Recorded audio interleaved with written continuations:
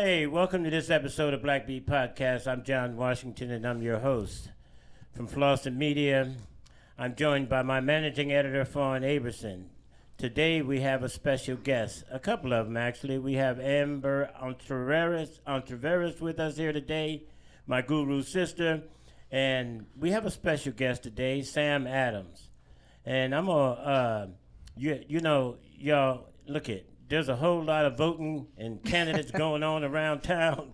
And, hey, Fawn, tell me a little bit about what's going on around town these days with these politics. Well, we're, we're just like a week and a half out from the primaries. That's on 6 days. Oh, 6 days. Oh, that came up fast. 6 right. days. What? Yeah. Oh, they ready to go that early? Oh, that yeah. quick? Well, the primaries, y'all better wake up out there. They coming. Yeah. The November election's coming too. But, yeah. So we have a great guest today here, Sam Adams, former mayor Sam Adams. And he also ran for county city commissioner one year. And then you were also an advisor to our current mayor, Ted Wheeler. You are you've been a nonprofit leader, an entrepreneur consultant, more than 35 years of hands-on experience. Woo, 35 years. Yeah. Well, man, I think we I'm need old. to be concerned That about just this means guy. I'm old. You're seasoned. Seasoned, thank you. No, you're Seasoned. seasoned. You should be in communication strategy. It just so happens that I am. I know. Yeah. So no joke. Yeah, he knows his way around politics. He knows his way around policy and that kind of stuff. And it's just a pleasure to have you here today, Yeah, Sam. it's a pleasure, Sam. that you He's come running to the for house and, for Thanks Multnomah for County having me. District 2. And so let's just get after it. I think let's get the after biggest first question, Mr. Washington, of this show is, Sam, what the hell happened to Portland? When you were mayor in 2012, we were listed as one of the top 10 most livable cities in the United States. And here we are like 12 years later, and there is blight, there is flight. What's going on? It's sad. Well, first, just to acknowledge the anger and frustration we all and worry and concern that we all feel about that. Yeah. And that spiritual deprivation is what it sounds like. Yeah. And I think a number of things have contributed. When I was mayor, it was the Great Recession. So it was the worst economic sort of downturn since the Great Depression. Mm-hmm. And, I worked with you all and others to figure out our way through that. Mm-hmm. And we did. And we went from, when I was there, we were the worst locale hit during the Great Recession because we make things here to a disproportionate degree. Mm-hmm. And it was a real estate recession as well. And we were hit really hard. Mm-hmm. So we all came together and we figured out a way forward that would be better for everybody.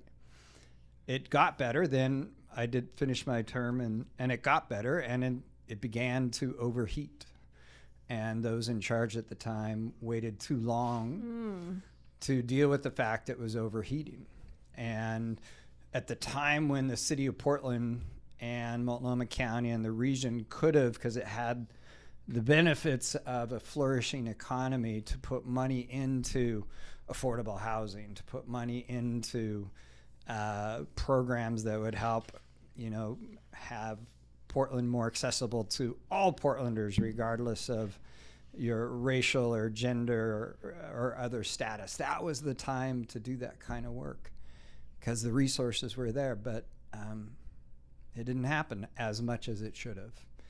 And so that was one thing.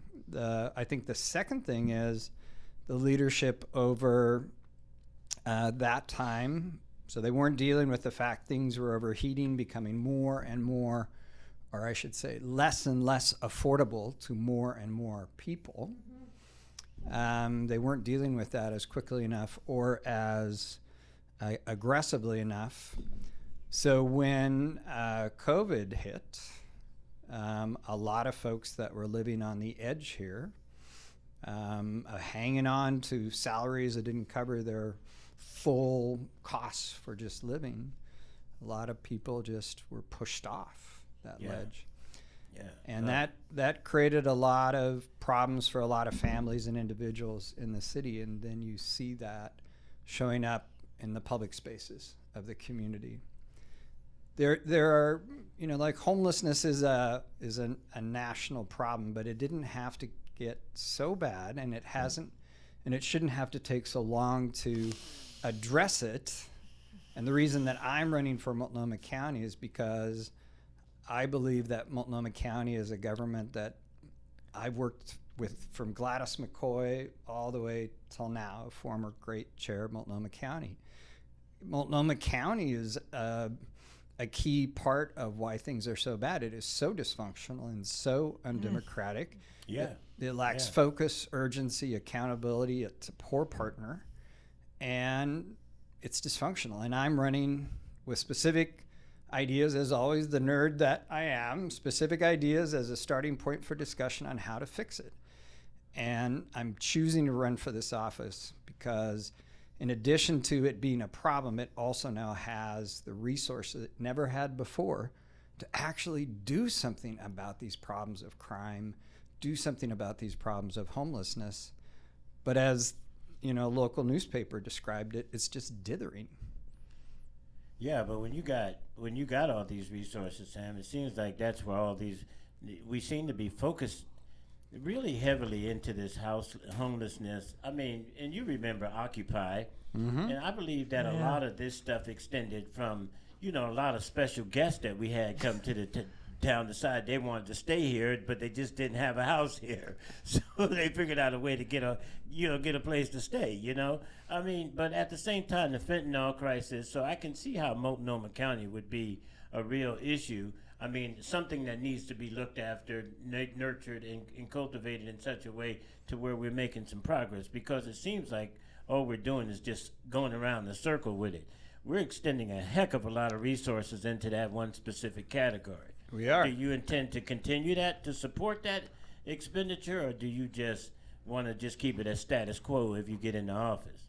Well, you are absolutely right, Mr. Washington. If you look at resources for homelessness services, for behavioral health, which is drug treatment and mental health treatment, and affordable housing, but mostly it's for homelessness, drug treatment, and mental health services.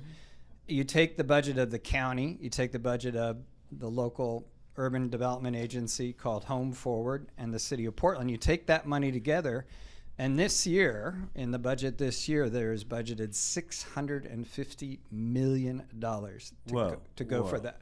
Wow. And it's not fair what I'm about to say. It's not entirely fair what I'm about to say, but to give you a sense of magnitude, the last count for homelessness had about 6,700 people living outdoors.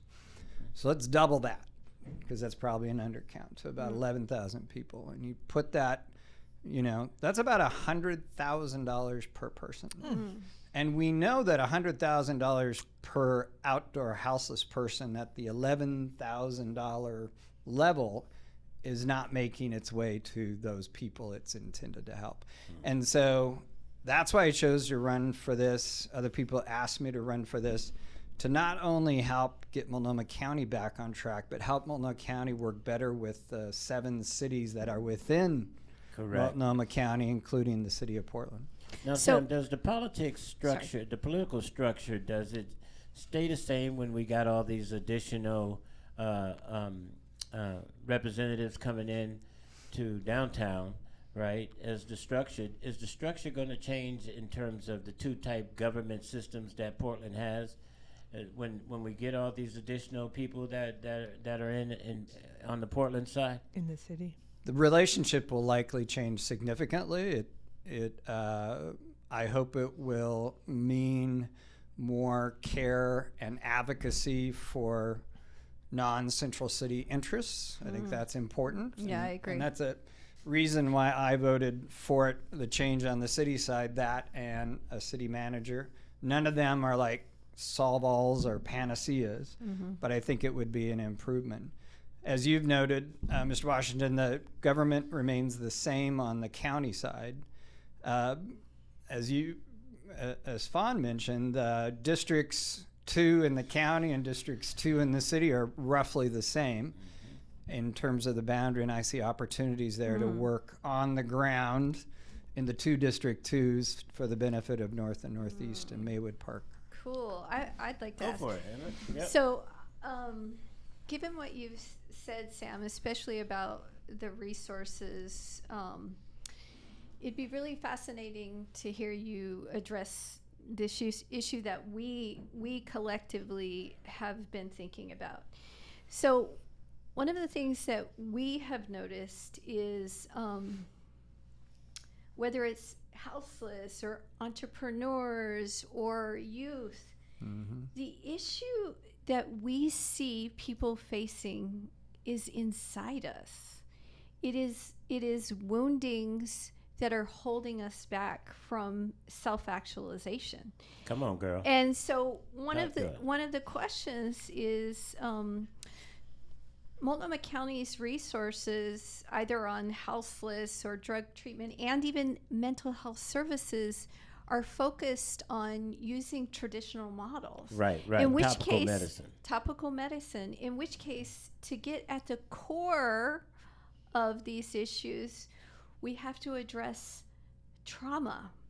And mental health, it gives you, mental health therapy helps you with a Mm-hmm. specific issue in the moment. But what we're proposing is Sustainability. Longevity. to teach individuals the tools within themselves so that they can to heal themselves, so that they can understand, how do you process your emotions. Right. In my case, while I did have a successful career, I grew up poor. I was discriminated against a lot. I'm a woman, person of color, I'm bi. And I was broke when I was young. So all of that results in woundings. So how you talked about policy, you're a nerd, we love that. So talk a little bit about the details. And budget, as I do, budget equals policy. So I'd love to hear about your priorities and how you might think of the prioritization of resources in a different way, and also how that might complement the city, because I totally agree, and I think it's a cool idea. Essentially what you're saying is, I, Sam, see how I could use my leadership as a bulldog, which we love that, to garner and galvanize these different leaders. So anyways, I mean, and Sam, before you answer that was a beautiful. I appreciate that, Amber, in the intersection. But Sam, there's even more significant numbers. Like just recently, I think it was Channel 12 or somebody came out with the demographic study on fentanyl, for example. Yeah. Right.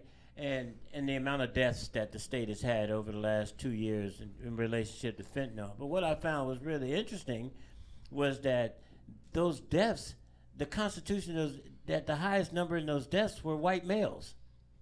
And so, and the question that I'm still having, as Amber alluded to, I mean, how do you get to the pathology? I mean, what's really a solvable reality when you think about how much resources you're sinking into one specific demographic that is, to some degree, based on the studies, is a transient demographic? So just some thoughts. Yeah, difficult issues, no doubt. Yeah. A little bit of how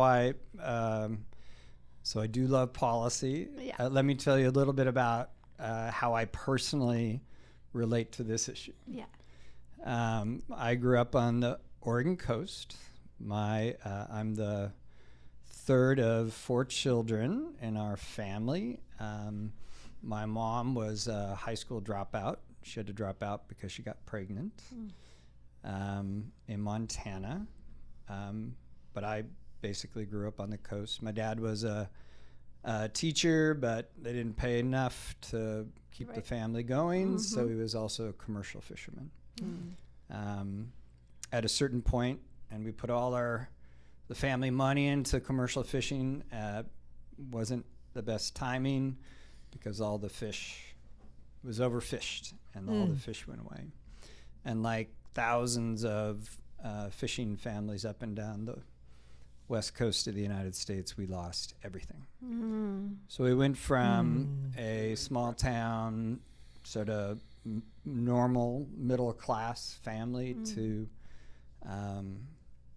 a family that survived on government support.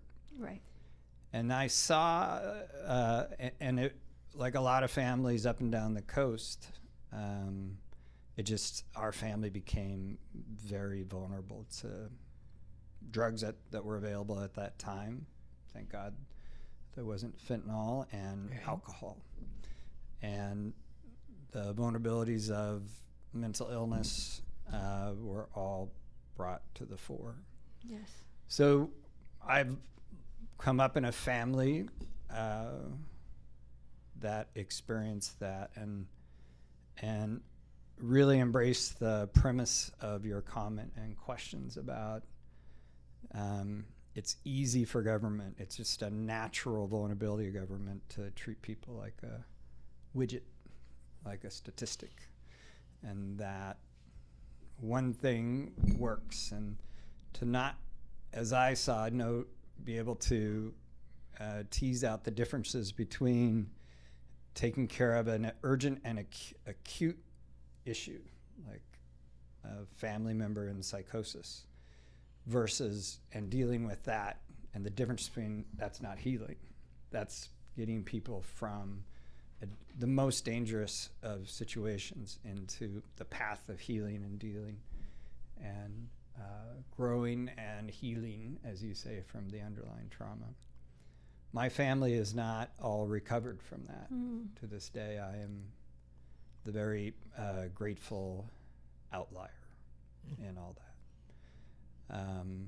So I bring that in my work to the county, and I'm looking forward to being able to sort of bring that part of me more to the fore than the city, given its mission, offered, although I definitely did that in public safety in every place, in everything I did. I always value, as transportation commissioner, my number one was safety, saving lives, reducing injuries of everybody. In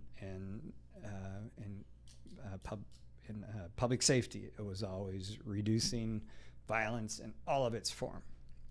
So with the county, $650 million needs to be jointly budgeted around a continuum that exists in the real world, but does not exist in the policy in the way that the county and the cities have organized themselves.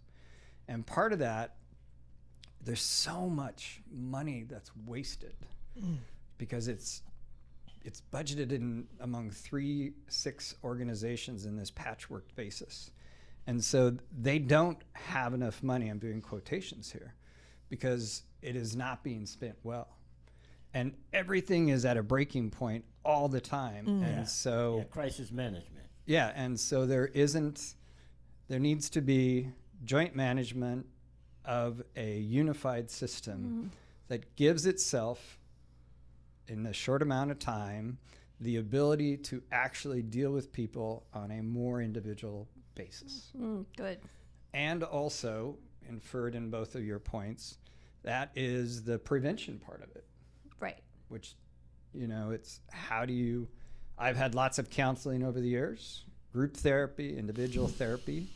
It really was, and still do, on and off, when I need it. And I wouldn't have I wouldn't be alive today, I don't think, if it wasn't for that.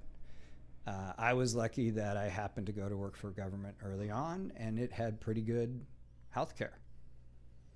And so I see people that I know don't have access to health care, don't have a stable life, and then I look to my family. I've seen those things. So I want to help to catalyze leaders across the spectrum that, whether they know it or not, have pieces of responsibility, authority, and influence over the system to create a system that is good enough to be individualized, and in that continuum of care starts addressing prevention.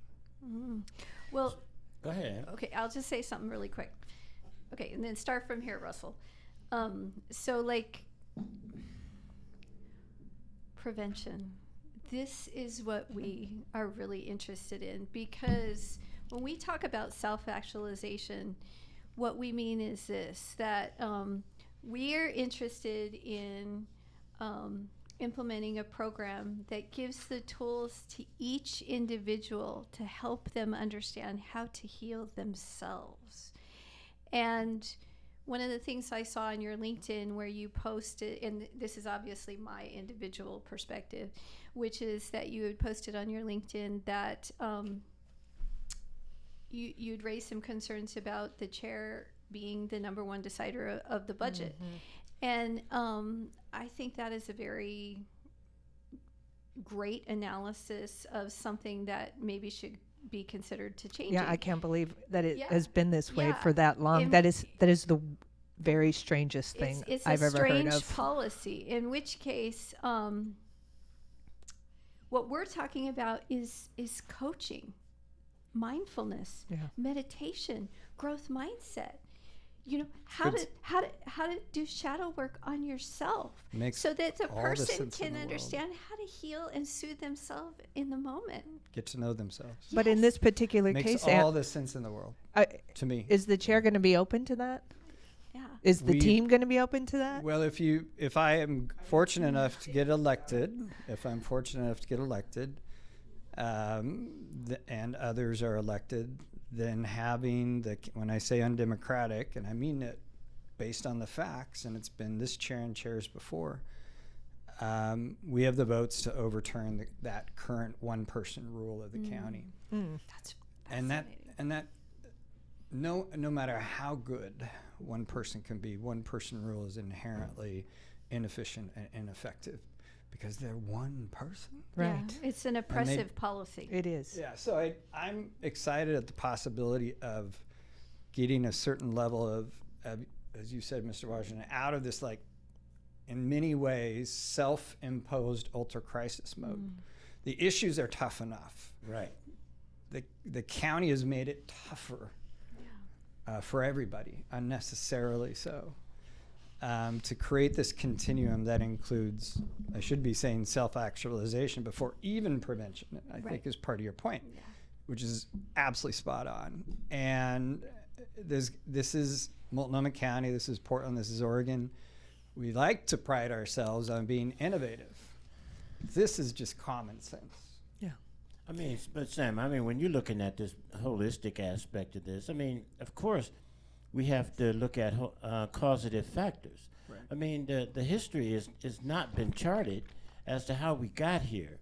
I mean, all the way from the issue, I mean, under Margaret Carter's run around mental health, around drug and alcohol related issues, and even mental health issues. When we looked at the state hospital closing down, being reconstructed, putting all those people out on the street, number one, we started seeing the proliferation of some of the blight as a result of that. But then you had Occupy, then you had COVID. I mean, there were so many things that have the formula was just for disaster. So, okay, people got traumatized and got thrown out, but is the core group of people that is needing these services, are they really being identified? How much redundancy is it? How much integration from mental health to criminal thinking behavior? All these types of phenomenons that we're starting to see come into the pile right now. I mean, are you guys able to make any sense out of it at this point in time, or to unravel this, or are we just going to keep feeding a blight? Well, in this case, my nerdy idea of the $650 million that's currently being budgeted on a patchwork basis with very little accountability, despite whatever news release you might see about this one tiny program has a success. Right. Tell it. Yeah, go While on. the Yeah. rest of the $650 million is like, "Arr." Yeah, exactly. That's a nerdy big idea. But I've looked at this and lived this as one of your elected or appointed leaders for decades. Right. And I do think with new leaders coming in on both the county commission side and at the city, new city council side, they're going to see that this is like the idea of the most obvious nature. You put the money on the table and you have those discussions. There might be people, I don't know why, but maybe there are people opposed to some of the things we've talked in favor of here. Have those discussions at the table, make a decision, set up this continuum of actualization to everything else. It's going to be rough to begin with. But it's a heck of a lot better than having literally dozens and dozens of programs making decisions about their little fiefdom, not connected, as you've said, as they should be. The integration of services as should happen, that's never going to happen with the status quo. And it might not make me the most popular person among some inside county government, but it's not personal. No, it's Yeah. not. Well, and the only thing let's is, talk about that though a minute. yeah. Hold on. Go, baby. Sam, what would you say to critics of your leadership style? There's been some controversy. Your name popped up in the news once or twice over the last decade. So, what would you say to critics about your leadership style and how you would, I guess, come across the aisle, or there's no aisle to come across in maybe this particular case, but speak to that, please. Yeah, I mean, I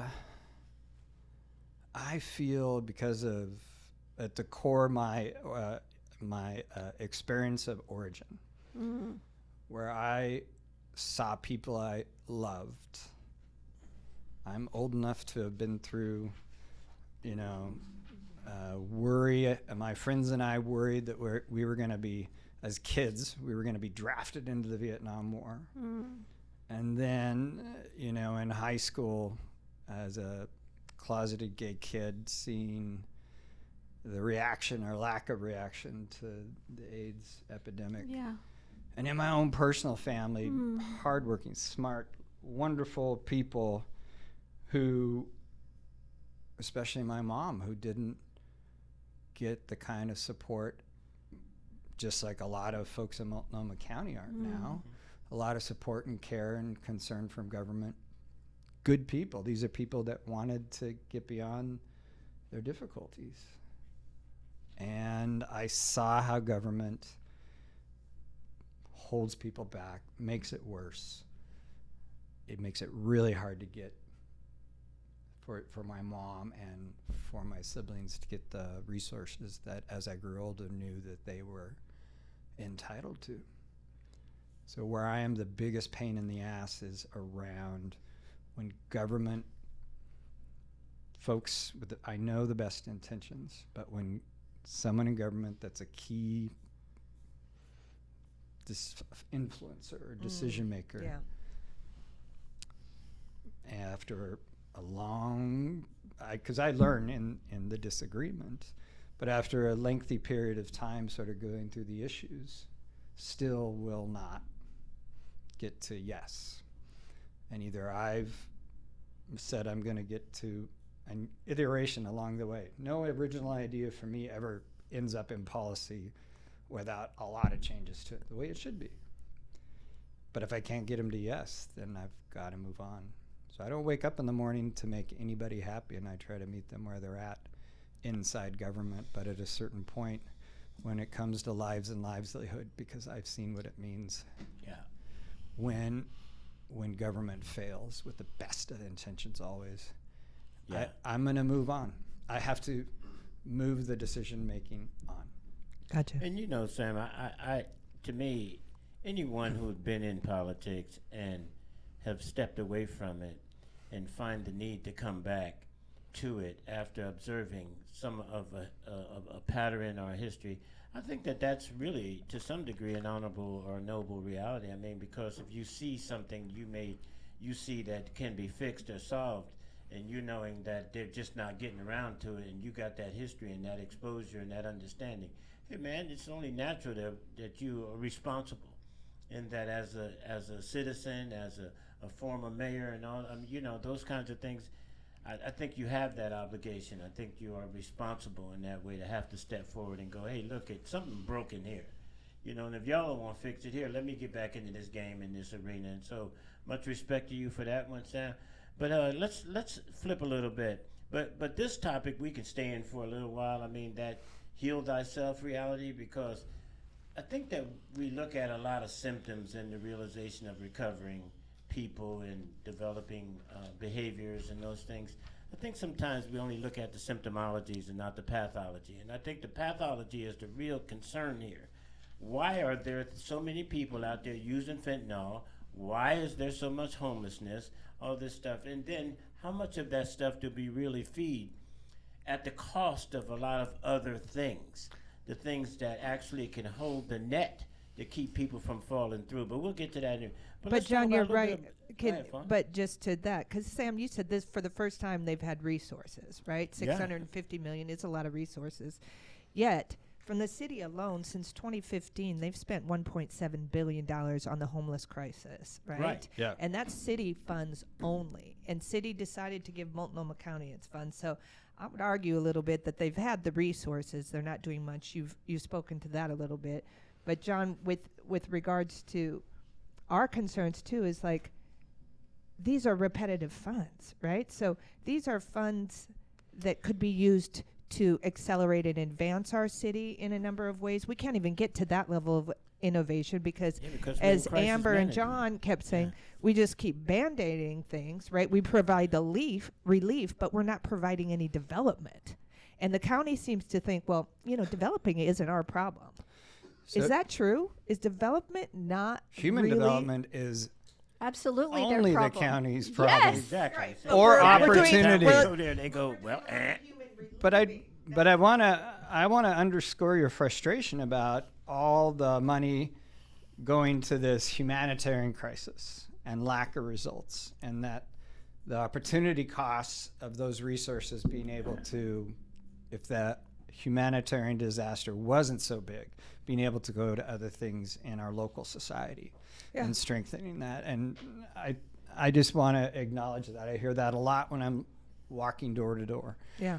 So I was controversial in my 2 years back at City Hall because I'm very lucky I'm really not that smart, but I'm very lucky, and if I have one smart thing is I find great people and encourage them. That means you're smart. encourage them to come work on these issues. And I've been blessed so much over the on and off 30 years in public service in various forms. And so we sat down and says, why is this not working? Yeah. And I'll just, in the time that we have, I'll tell you what we came up with. And we took a public health approach. We found that in the city, the county is even of greater magnitude, but in the city, in early 2021, there were 800 self-sited camps, often moving around 146 square miles. That is the city of Portland. We would never. So many resources were going to trying to chase after these often moving camps, and a camp is three tents or more. Oh, okay. And 146 square miles. Oh. The county had long had, and it is in isolation, a gold standard. The county had long had a housing first policy. And I would say they would disagree that they were providing sort of shelters that homeless folks experiencing homelessness did not like, would not use. Right. And those are the big rooms with cots. Right. So when we got in, I advised the mayor and showed him how to start. And many of those 800 camps were in incredibly dangerous locations, like in the middle of freeways and those kinds of things. And in a few months after I started, the death count came out for pedestrians being hit by cars. Oh, yeah. Oh, Like yeah. 90% of them were homeless people. Oh, yeah. Because the city and county were letting these camps that were inherently dangerous, like you cross a freeway to get to your home. So that was one thing. County had this housing first model. They didn't really want to spend a lot of money, in my opinion, enough money on shelter. And I'll tell you why that's important. But when we asked them, are you keeping track of a waiting list? How long are people out there for on average? They didn't have a waiting. They didn't keep track of a waiting list. So we hired a firm in the mayor's office to do their job, and found that the waiting list was on average between 5 and 10 years Oh my to God. get into housing. So you have camps, which Wow. are people, thousands of people out Yeah. there, under a policy totally allowed, not getting any sort of contact for that human connection, to get a little bit of trust, to be given an offer if there are offers for recovery or assistance or help. in dangerous places, being killed. Every year that you're out there today, you all know this, out there homeless, experiencing homeless, is so much deadlier than even 6 years ago because of fentanyl and everything else. Right, crime, all of it. Horrible. And so we told them, this is your waiting list. You know, your waiting list is 5 to 10 years. And what we came up with that is we have to help people experiencing homelessness connected to services. And the only way to do that is co-location. And so it took us 18 months, but the city council established a policy of what are now called TAS sites, temporary alternative shelter sites. And this was under your leadership. Right. That was designated to you as the problem to solve, right? Absolutely. Yeah. And so this is it, and there'll be phased in bans, just like there are for communities that are wiped out by a forest fire. You don't let them go back into their burned out site. They have to stay in a temporary place because that's how the government can provide trailers or whatever. That's where the government can provide them services. So what we proposed was 6 larger official campsites with basic services. And we chose outdoor campsites because as we were in between that, I encouraged the mayor, and he said yes, to do emergency sweeps of the camps that were most dangerously located, like in freeways and things like that. And as we asked people to move, you have to move. We offered them what shelter was available, indoor shelter, and 1 in 10 would take us up on that offer. We improved the offer so that we would help them bundle up their belongings, no matter how many, except for construction materials. We gave them free storage for their belongings. We allowed them to reserve the shelter if they would take an indoor shelter spot, and we gave them a ride to the shelter. That level of service had never been offered before to folks experiencing homeless. We used to just, the city or the county would give you this book, great little book, but give you this book, and you had to have a cell phone, you had to make a call, it had to be picked up by someone who was overwhelmed with work at a shelter. And by the time you found your way to get there, walking or whatever, leaving your stuff behind. So we went from 1 per 10 to 4 per 10, and when we were sweeping them, we would ask them, well, when they said no, what would you like? And they said, we'd like a place to camp that had basic services that we felt safe. And that's why we came up with these large outdoor campsite model. We went to the county and asked them if they would help fund them. And they said no. But doesn't the county have the city money to spend? So we used some of our federal COVID emergency funds and funded it ourselves anyway, both small rest villages and then these larger. Did they tell you why they said no? We don't want to spend money on that. I mean, it was just no. So we proceeded. The first one opened 9 months ago in the Clinton Triangle, which is over near the Brooklyn neighborhood. Well sited. We have a great operator. It includes security around 1,000 feet around each site, because the problem with these, nobody wants them in their neighborhood because the county would set them up indoor shelters and then provide no security around. They would expect the police to do that, and the police are not security personnel. So, and if the closest we got from the county was it won't work. So earlier this week, on Sunday, a report came out in the Oregonian that shows that of those that have so far been served by the city's outdoor camps, 62% on average went into permanent housing. They got stabilized enough. They wanted to go to the camp as opposed to the indoor shelter, versus what the county was offering was 12% going into permanent housing. So this is the kind of attitude we need to address at the county. And we need those larger official camps and phased in ban on self-sided camping. We need that because everyone out there has problems with mental health or addiction who's experiencing homelessness, but a lot of people are. And we can't force people into these alternative shelter spaces.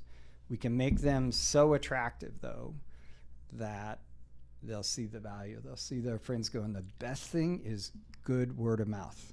That's the best sales pitch. Well, and I just want to ask a follow-up question, which is, so, I mean, I think that's a brilliant policy example of your, like, you know, intellectual heft. The thing is your proposal is that, I mean, you would essentially, if you were to be at Multnomah County, you'd like help galvanize the county in relationship to the new city leadership, in which case you know how the city runs and you know where the bodies are buried and the policy levers, et cetera. How do you feel about your relationships with some of the existing city councilors and also like some of the prospective runners, and how do you think that plays into your thinking strategy? Yeah, I have great relationships with everyone running for mayor or city council. Okay. Been endorsed by Dan Ryan, who would be in the 2nd city district. So I have great relations with everybody running and can work with any of them. It's strange that we'll lose 3 people. They're all running for mayor. We'll lose 3 people. So we'll see that are currently. Sam, you know, in light of our time, you know, of course, I'm over here just biting that on a bit about this one about black-centric economics and social services, right? Right. Okay, so how do you intend to address some of the disparities in healthcare, in education, and employment that disproportionately affect the black community, BIPOC community? What's your thoughts around that? Well, first, listen humbly to folks that are on the front line of that have lived experience is really, really important. And I would say a couple of other things I think would be useful as a touchstone.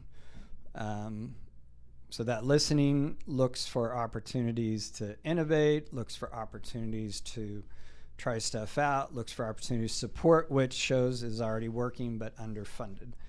It looks to redirect things that are not meeting the full needs of the BIPOC community. So that for me is foundational. I also, though, since these are big bureaucracies, I want to see numbers. Yeah. I want to see where the money is going from these big programs, where it's going and what kind of outcomes there are. I think it's really important when I asked folks at the county for, like, give me a state of health for Multnomah County. And there are sort of national rankings and models that other people do, sort of observing the data from all the counties in the United States. I don't think if you saw it, you would say, like, that's like so basic and so general, it's not useful. So I think coming up with how we should judge ourselves as a community's health is really important. And so that's one of those nerdy things. No one's going to build a statue for me or anyone else to do because they probably think it's already being done. Yeah. But it's not. The other thing on entrepreneurship, and I know you all work really hard on that as well, and thank you for that, is the city and county share the responsibility on workforce training, skills training, which is key. The county does more of the traditional economic development, but I've always believed that those need to be done together. Thank you. And we've had a number of successful projects over the years and had a lot of projects that failed as well. So that, at least for me personally, I've got scar tissue and a little bit of muscle mass in some of those places. Yeah. More importantly, the community has even more and better. And so looking at that, I'm going to, even though I'll be, if I'm lucky enough to get elected, be at the county, I think that the opportunities to address some of the issues around entrepreneurship and workforce training that I would work with the community groups like yours to help you and others make applications to the Portland Clean Energy Fund Yeah. Yeah. to Yeah. More effective. Yeah. to help you get and others get more resources from that.